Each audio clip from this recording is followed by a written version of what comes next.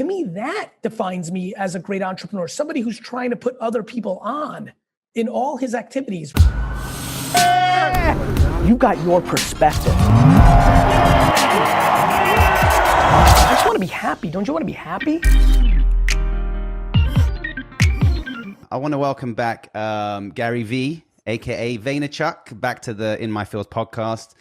An incredible entrepreneur, New York Times bestseller, author, speaker, internet personality, businessman, honest hustler, music fan, investor, you name it, he is that. So how we usually start is thoughts, feelings, emotions, beliefs on the inside create your outside exterior, Gary. So how are you feeling right now in this moment?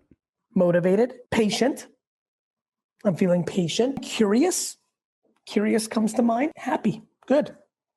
Is there ever times when you're not those? And if so, how do you best deal with them? Yeah, things pop in. I as now that I'm 45 and know a lot of people intimately, I've come to realize a lot less often than most people.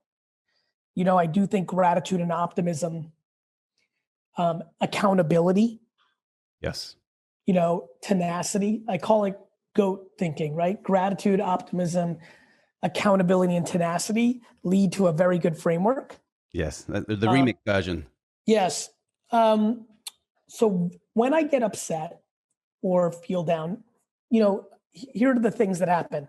I'm like a very good fighter. One punch to the face, never. One tough thing in business, my day-to-day, never. Loss of a big client, great person quits, an HR headache that I'm upset about, people not being nice to each other, a million things that happen when you're an entrepreneur with 2,000 employees. Never. 6 beautiful shots in a row. If you think about what Buster Douglas did to Mike Tyson in that round, those were 6 clean shots in a row. I go down, right? And so when that happens, or once in a blue moon where I wake up and I'm not in the best mood, normally historically on just probably fatigue, even though on the record, because I think I get labeled unfairly around hustle porn. I've been forever talking about 7, 8, 9 hours of sleep. I fight for sleep more than anything. But I fight secondarily to be productive while awake if you have big ambition. Yes. So that's the nuance. Nonetheless, sometimes I wake up, I always go to the same place, gratitude and perspective. Yeah. It's funny. I immediately go, I'm sorry, let me just get this context for you to build on. I go into, yes, I might not be in the mood to work, or yes, somebody might be sick, or my child might be stressed, or dad might be upset, but damn it, everyone's actually alive and healthy. And and so I very much go to that end of all places of health and, health as happiness, And so that usually shakes me out of it. Like I basically go into, but if this wasn't going on and I got a phone call at 3:00 in the morning while I was sleeping last night that said XYZ atrocious thing happened, would I be happier? Of course not. And so that keeps most things in very deep perspective. Absolutely.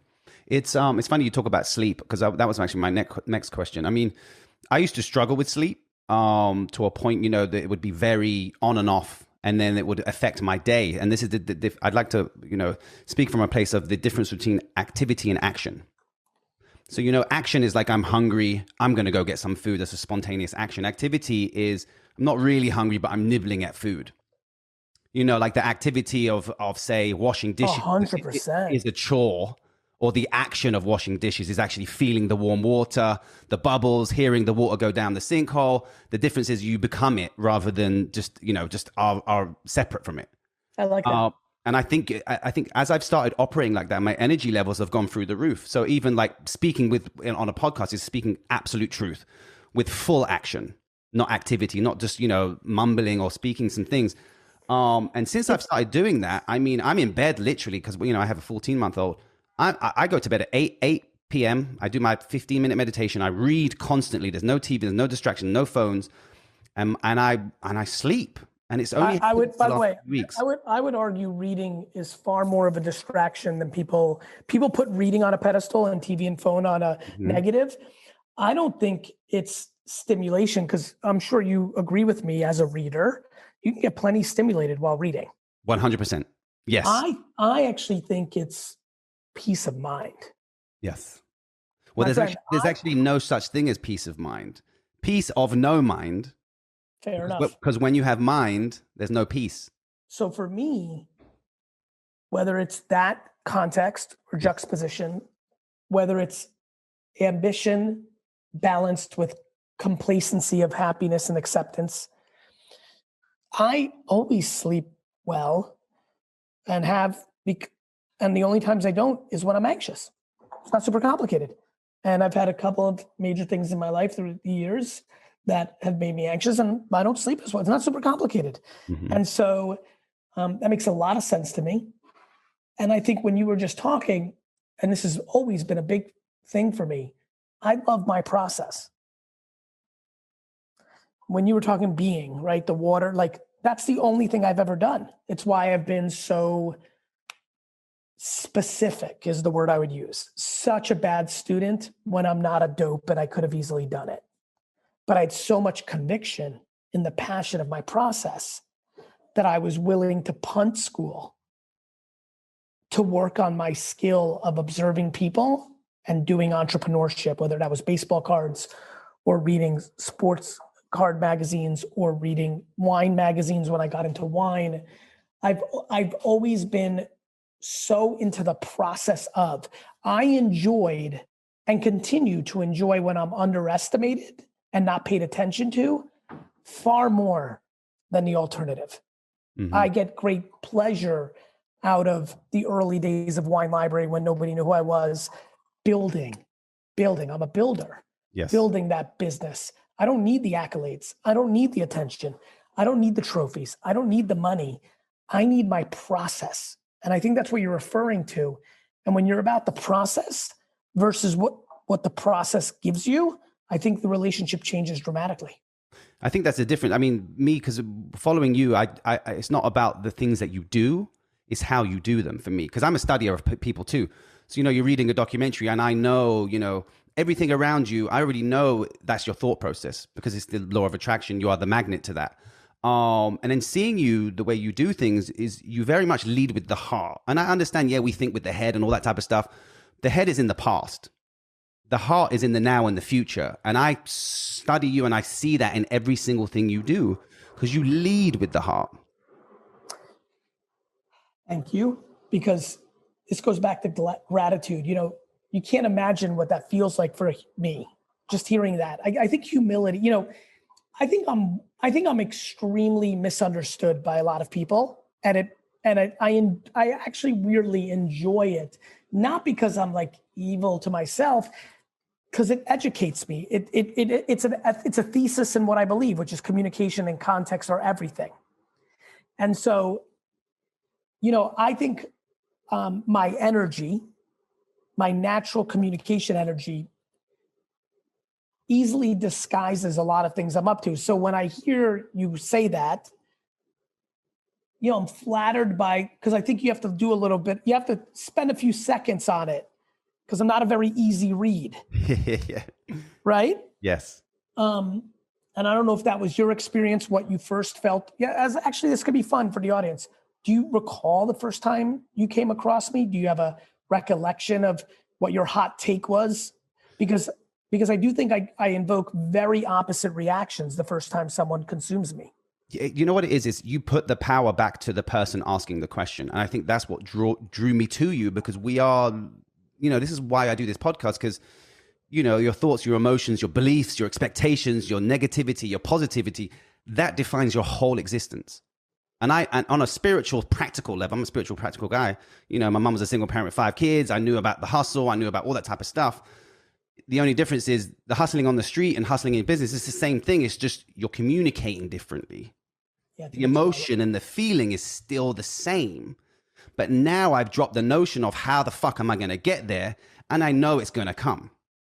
Right. And what's even more fun, and this is how it's always been for me, is it's gonna come as redefined. Mm-hmm. Yeah. You know, when people were listening just now, and I'm getting goosebumps through this interview, which is fun. That means I know we're hitting on something. Success, or what's going to come, legacy, or it is always the byproduct. But if you can really get to the place of, to your point, believing that truth, well, then you get to become the person who defines that truth. I often say, like, my ambitions are to be one of the great entrepreneurs of all time. And I get met by a lot of my friends, and definitely by the comments section of social media, with incredible amounts of resistance of no around, well, Jeff Bezos and Elon Musk and Oprah, they're going to make more money. And I'm like, you've defined the greatest entrepreneur based on money.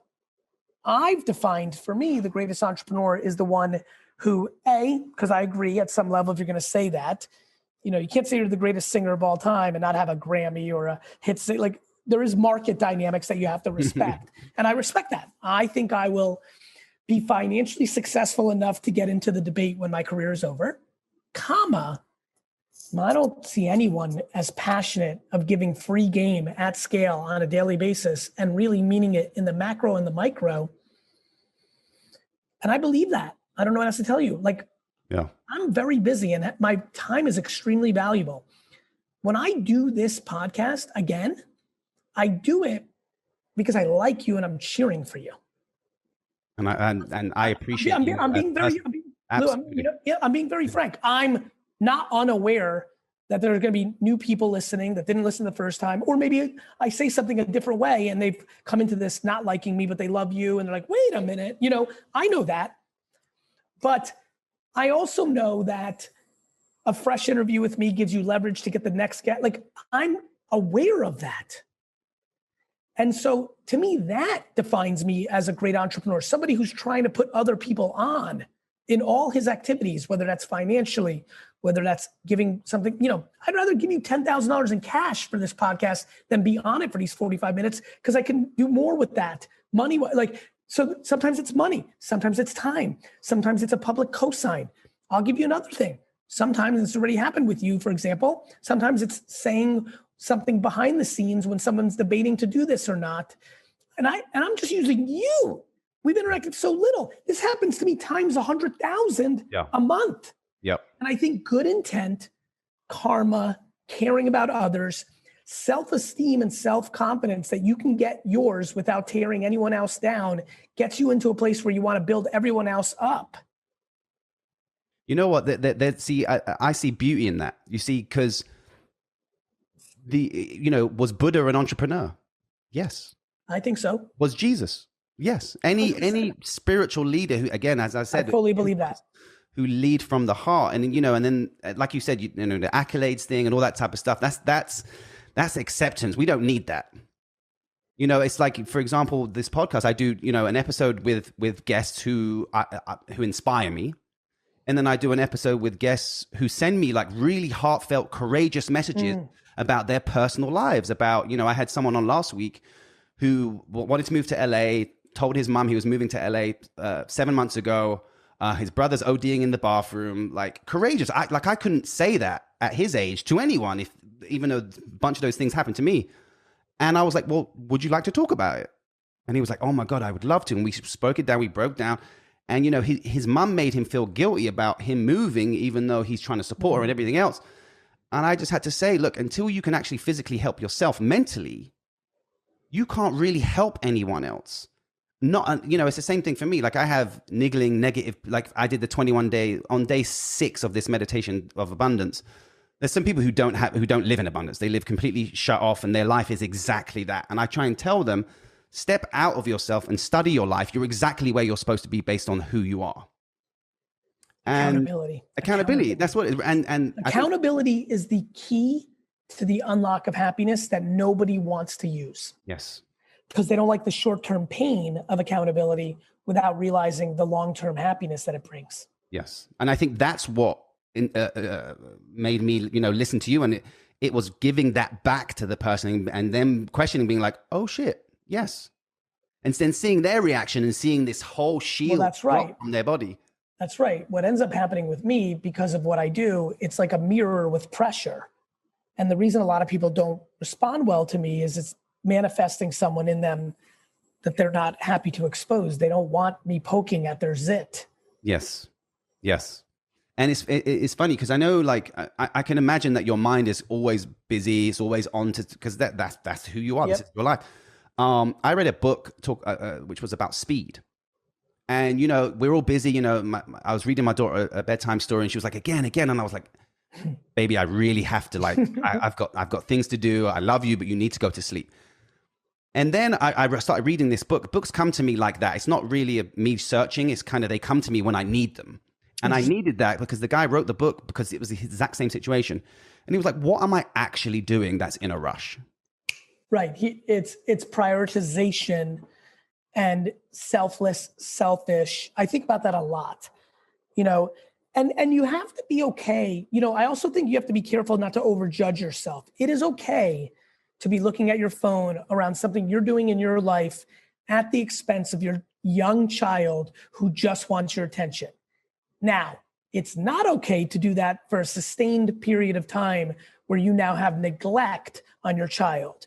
But I watch parents go the reverse, my friend, where they like beat themselves up for a 40-second lapse. And I'm like, what are you doing? Why are you? And I think it's back to finding that balance, because I think you're right. You know, you want to get something on the podcast, prep for a podcast, and you're like, wait a minute, I should sit 16 more minutes with Darling. This is something I'll always remember. Plus, I'm putting deposits in a relationship I'm going to care much more about than if I did a solid interview with GaryVee. Yes. I think that's absolutely right. I also try, when we talk about things like this, to bring up the counter like I just did, which is like, and sometimes it's okay to be selfish for your own ambitions and your own process. Find your balance. Make sure you're not consistently doing one end or the other.